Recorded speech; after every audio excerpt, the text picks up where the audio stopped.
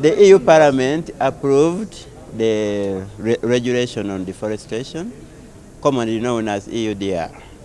And the deadline for implementing this regulation is December 2024.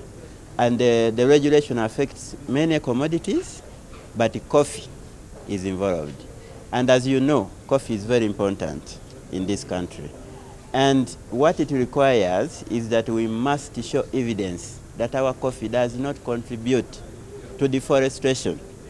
And for us to show this evidence, we need to make sure that we trace our coffee back to the producer or the farmer, wherever they are.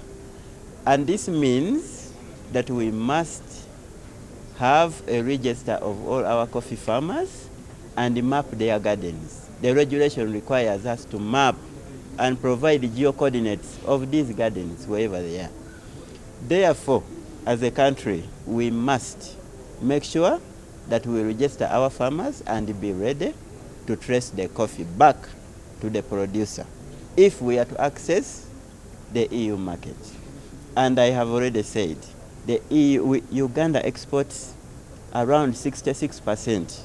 If you take the figures from last financial year, we exported 66% of our coffee to EU.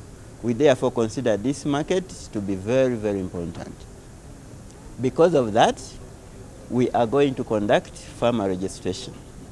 Farmer registration in the sense majorly to make sure that we comply with the EU directive. Of course, this information is also important for the country, for planning, for provision of extension services, and many other things.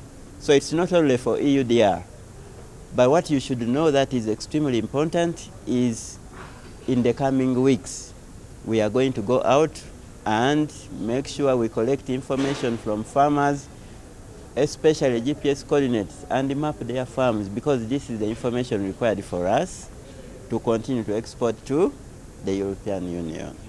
And this is very, very critical.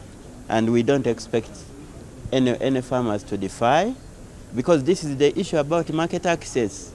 It's not about anything else. It's about market access. Therefore, I call upon all farmers to make sure that they get their farms mapped and they will be registered and they can continue selling their coffee. And our coffee can access EU market. It requires that for farms that are bigger than 10 acres, we require a polygon. A polygon is a map of your garden. And for farmers that have less than, from 9.9 acres and below, we can take a GPS coordinate. But as you see here, we shall take polygons of all farms. After all, it's the same amount of money we require to collect the information.